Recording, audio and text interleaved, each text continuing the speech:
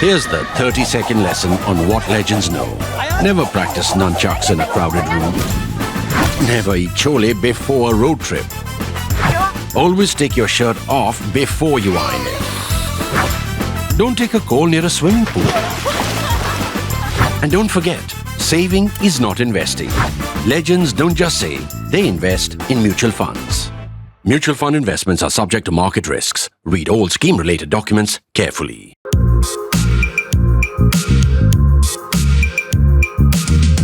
No, lots of people say that the higher judiciary is overly politicized, that judges are too influenced by what politicians say, that they don't make judgments based on the facts, but on what they think is politically expedient.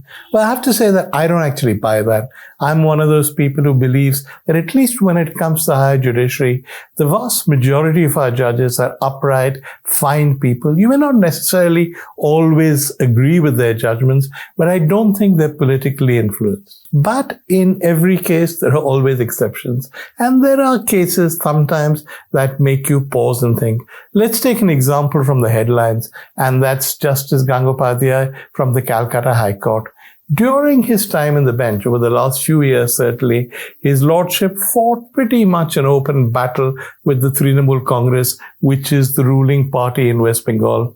He was critical of the party. He was critical of them in open comments in court. He was critical of them in judgments. He issued orders asking for investigations. And then, which is quite extraordinary, when he was hearing a case relating to a job scam, he actually gave a television interview in which he attacked the Trinamool government. This was so unusual and so unexpected that the Supreme Court took cognizance of it, and the Chief Justice of India said he had no business giving interviews to television channels and moved the case away. So there is a background to why the Trinamool Congress didn't like him very much. But equally, I think Trinamool went the other extreme. Members of Trinamool attacked the judge. They attacked him in such scathing terms. They suggested in briefings that he was functioning not as a judge, but as an agent of the BJP. And I think that was wrong also. The balance between the legislature and the judiciary can only work if both sides show fairness and they show restraint.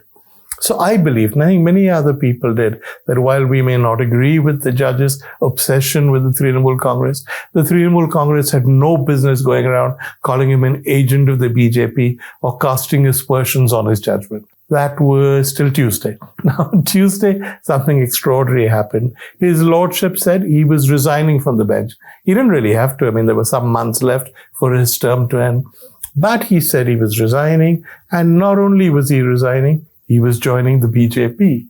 He called a press conference. At the press conference, he said what a wonderful chap the Prime Minister was, how hard he worked, how the BJP was the only national party, and again attacked the TMC. He was asked the obvious question, you got months to go. Why are you resigning now? Is it because you wish to be considered for a BJP ticket in the forthcoming election? Is that why you've quit in advance? And well, his lordship solemnly responded, that is for the BJP to decide.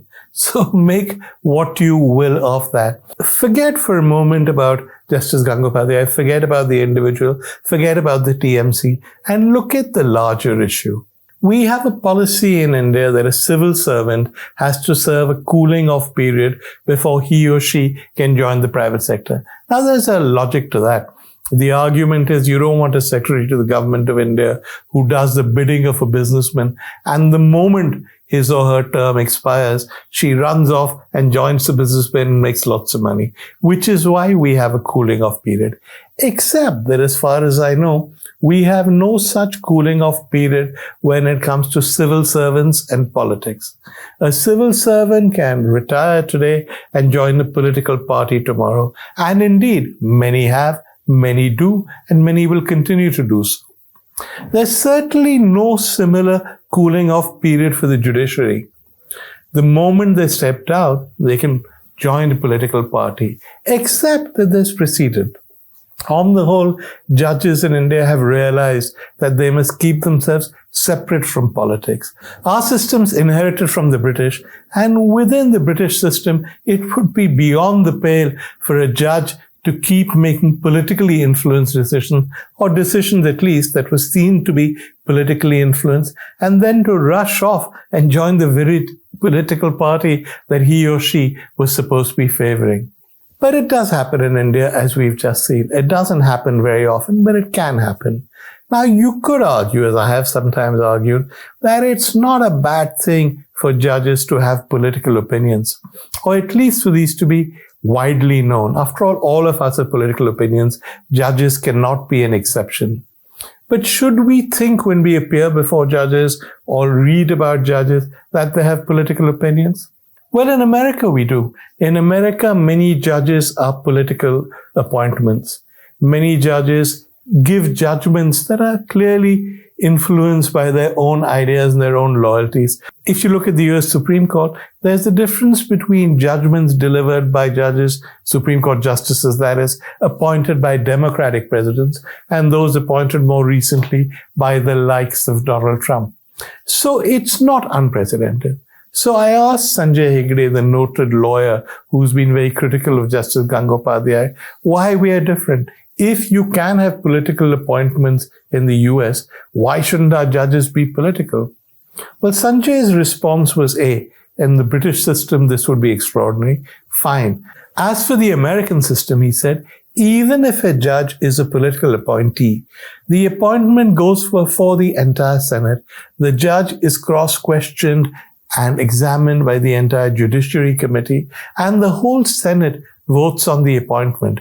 In India, we have no such system. If a judge wants to join politics, wants to get a ticket, stand for election, oversight, judging, forget it. Anybody can do it. It's easy.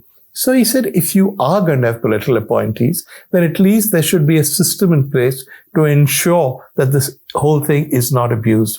Also, he said, even in the United States, it's very unusual for a judge to give up his or her post and quickly join the political party.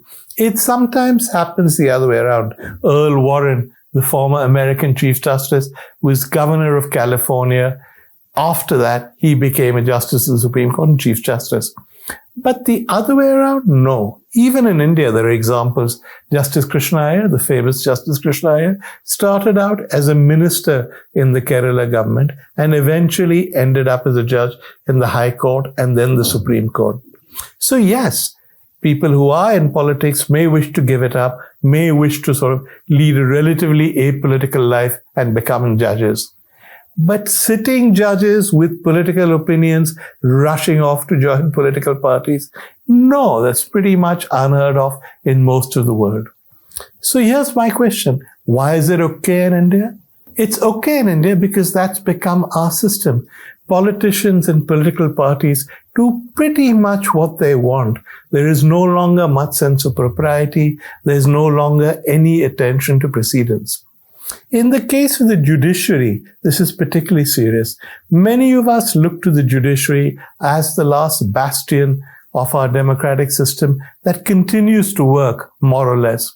We look to the judiciary to protect our rights. We look to the judiciary to make sure our system works. If the judiciary is influenced by political considerations, if judges who are said to be loyal to one political party, then go ahead and join that political party, then that belies that hope. As it is, the judiciary is under attack. It seems a reasonable assumption that during the next term of the Modi government, there will be another attack on the collegium system. Once again, the government will try and appoint judges of its choosing. At such a time, shouldn't the judiciary be more careful? Shouldn't it protect its independence? Shouldn't it make it clear it is above the fray? It is above politics? Well, I think you'll probably agree with me. I think most people I've spoken to agree with me. But of course, there'll always be one or two High Court judges who don't agree and stand for election.